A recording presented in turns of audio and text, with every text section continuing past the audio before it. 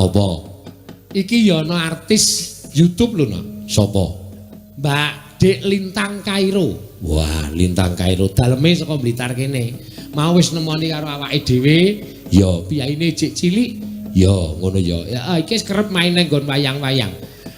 Dek pengen banget bengi iki melu rakitang nyumbang tetembangan. Oh iya, Mbak Lintang Kairo. Piyaine pundi mau wis ketemu karo aku kok wis dandan barang. Ya, ning ora dandan Jawa, dandan nganggo biasa. Piyaine nanti, Mak. Aku dhewe ora ngerti kok kaya ora malah ora ketok. Ya, diaturi tindak panggung. Mbak Lintang Kairo wonten pundi? Ah, niki. Mriki, Mas. Nanu, Mbak kok mandi, Mas. Monggo, wah iki cilik-cilik cabai rawit iki. Ya. Iki ya lumayan viral ning YouTube no. Ya Mbak Lintang Kairo. Ya. Mbak Lintang Kairo. Ya, mriki monggo. Aduh. Males. Ya, sugeng dalu, Mbak. Nggih, sugeng dalu Ki. Nggih. Kelas pinten jenengan niku? Kula badhe minggah kelas gangsal. Oh, kelas gangsal. Nggih. SD pundi? SDN Karangdinaya. Oh, SDN Kebong 2 nggih. Nggih. Wah, jan pinter iki. Aku malah kerep nonton nang YouTube dek iki malah. Monggo, Mbak, panjenengan badhe nyekar menapa? Wah. Niki melatih rinonce nggih. Napa? Melatih rinonce. Nggih, monggo. Ya. Kaya cilik-cilikane Elisa iki malah ini ya. Oh iya persis ya, Mak. Iya. Monggo, dipun bawani mboten? Nggih. Oh nggih, kaya cobi. Ya, iki ya bibit iki, Mak. Ya piyai bocah-bocah semene iki nek ra dopeni kowe maneman no. Ya, monggo Mbak Lintang Kairo. Nggih.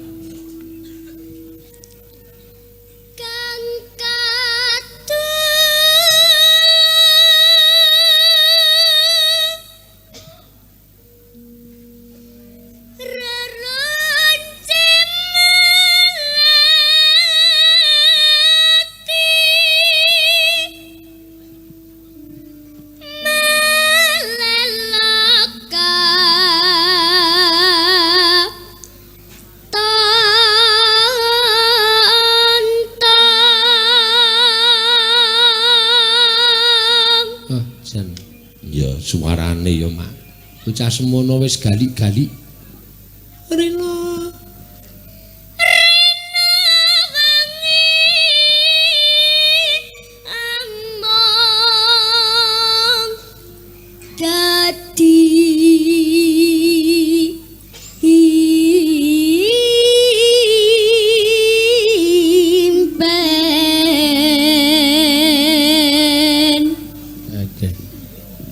Pepuntone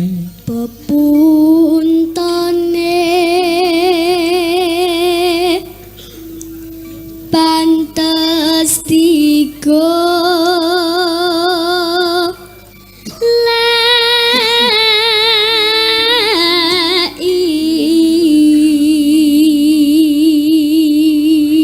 Sing ngajari sapa nok sampean niku?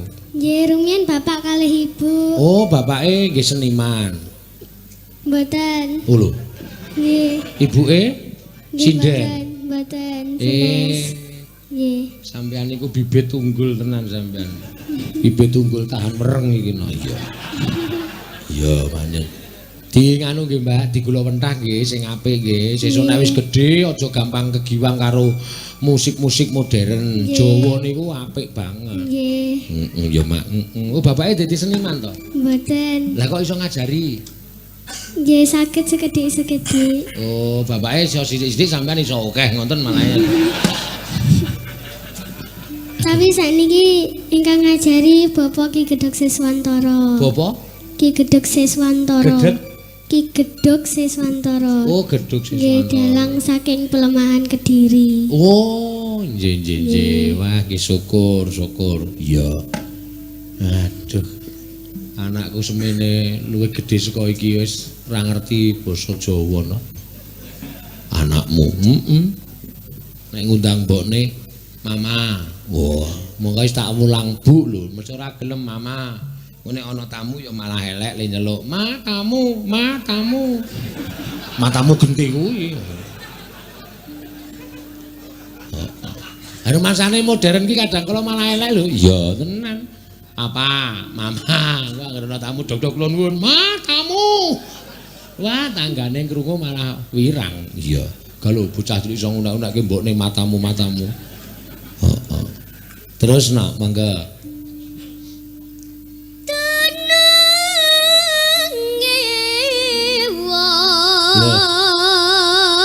Sing kok wis eneng e.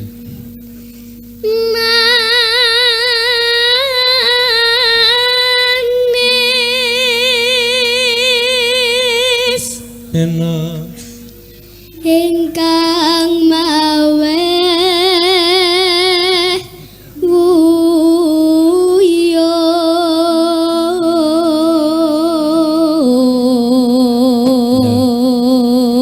cah semene wis laris dadi bintang tamu mau bengi nderek Mas Kangkong nggih nggih nah sesuk nek mbok menawa insyaallah ngantos Jogja mangke kalih Pak Sino nggih so nderek Mas Rudi Gareng mboten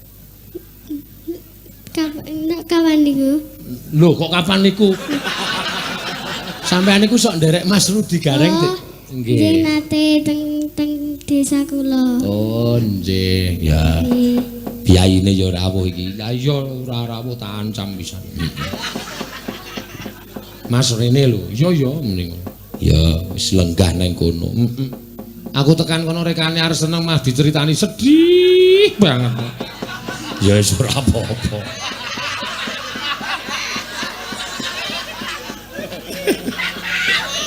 Iya. Monggo Mbak dilajengke.